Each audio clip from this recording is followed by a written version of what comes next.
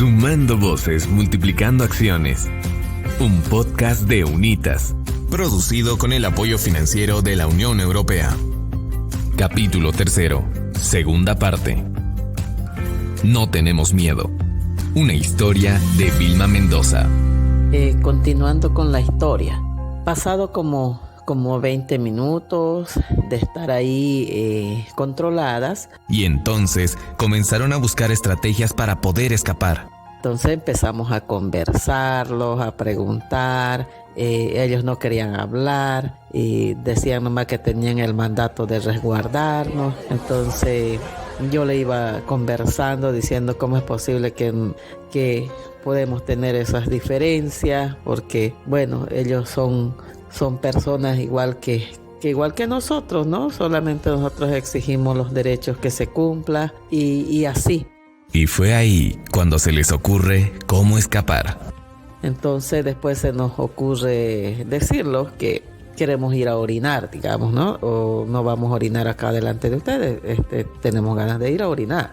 Y bueno, ellos se miraban y dijeron, bueno, ya, entonces pueden ir. Y es en ese momento cuando nosotras dijimos, bueno, vámonos más lejos para que ellos no nos vean. Y al ver que no las estaban observando, deciden correr. Fuimos para Palos Blancos, ¿no? Caminamos como 2 kilómetros y más. Y hay un lugar que se llama la Cumbre de Sal. Ya estuvimos por ese lugar y escuchamos un ruido de movilidad. Rogaban porque llegara alguna movilidad que les ayudara a escapar e informar de lo que estaba ocurriendo.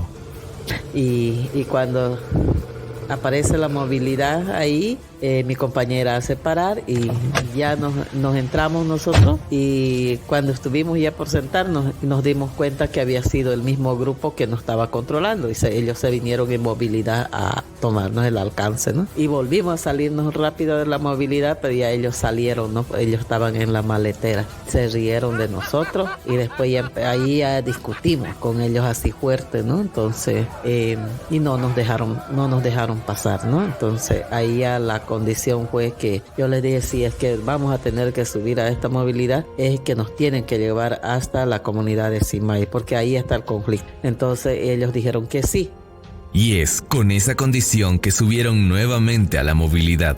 Y nos llevaron otra vuelta, nos volvimos, ¿no? Hasta ese lugar de Tucupí. Y después ahí ya no quisieron pasar más. Entonces yo les dije que, bueno, como no nos quieren llevar, entonces nos vayamos caminando, nos vamos a ir caminando. Y ya no vamos a ir a denunciar, digamos, ¿no? Lo que estaba pasando. Y bueno, vayan, dijo así, con tal que no pasen para el otro lado. Entonces nos fuimos para arriba y a mi compañera le digo, ¿qué tal si nos vamos? No podemos volvernos a Simay sin antes no hacer nada. Tenemos que salir de acá. Entonces le digo, bajemos por el arroyo, que ese arroyo de Tucupí empalma con el río, y bajemos por ahí. Ya, me dijo mi compañera. Así que por ahí nos bajamos por el arroyo, por las piedras, salimos al río.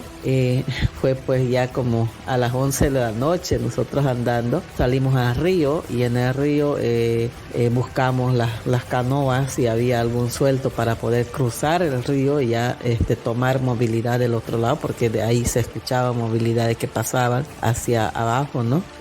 Pero después mi compañera me dijo, no podemos ir, no podemos pasar, o podemos nadar, digamos, ¿no? El río, tal vez nos pasa algo. Así, bajaron por el arroyo y salieron al río aproximadamente a las 11 de la noche. Por ahí está cerca el camino, ¿no? Para salir.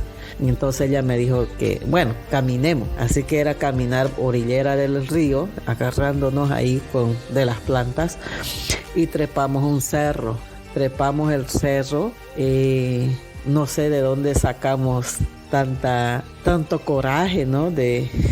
Ahora que siempre nos hemos acordado y dijimos, ¿cómo subimos ese cerro?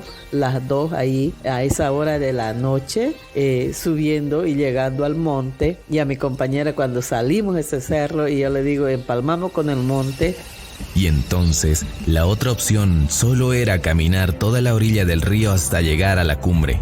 Ahí sí caminamos carrera y llegamos a un lugar que se llama Simayuni. Pasamos, ya era todo silencio, pasamos ahí caminando, ya como a las 2:30 de la mañana estábamos acercándonos ya a un lugar que se llama San Miguel de Huachi, pasaban movilidades, pero nosotros nos entrábamos al monte, ¿no? Escuchábamos ruido que venía, nos íbamos al monte, ¿no? Y ahí pum, nos aplastábamos, nos echábamos para que no nos vean con las luces, digamos. Y por fin logran salir al camino de la carretera. Entonces llegamos como a las 5:30 de la mañana a ese lugar de San Miguel de Huachi, cansadas, y de ahí ya tomamos movilidad. Porque ya de ahí salen movilidades que van a Palos Blancos, ¿no? Y nos fuimos a Palos Blancos, llegamos como a las 7 de la mañana, y nos fuimos a la oficina del OPIN, y ahí habían estado ya los dirigentes, ¿no? Que se habían venido, ellos ya muy tristes, bueno, y pues ya ellos también muy preocupados de nosotras, porque nosotras éramos las que estuvimos perdidas y ellos no tenían noticias de nosotros, ¿no? Ahí ya nuevamente nos reconfortamos, ¿no? Pensando qué íbamos a hacer, ¿no? Para poder hacer reflexionar específicamente a nuestros hermanos, pues, ¿no? Que ya se estaban dando la vuelta, ya eran como 3 autoridades de 3 comunidades, caciques que estaban, digamos, a favor ya de la empresa que trabaje nomás, digamos así, ¿no? Y además de eso, la empresa ya les ha ofrecido trabajo también a esas comunidades que estaban de acuerdo. Y nosotras ahí dijimos, ¿qué hacemos? Tenemos que hacer un documento, redactar todo esto, lo que nos ha pasado, vamos a denunciar. Es de esa manera que también pedimos ayuda, apoyo, la institución de Jojomá de su movilidad dejada por allá, ellos también nos ayudaron en eso, ¿no? Tenemos que seguir. Y es así que esa es una primera fase que pasamos, ¿no? Este podcast ha sido elaborado con el apoyo financiero de la Unión Europea. Su contenido es responsabilidad exclusiva de UNITAS y no necesariamente refleja los puntos de vista de la Unión Europea. A continuación, la tercera parte.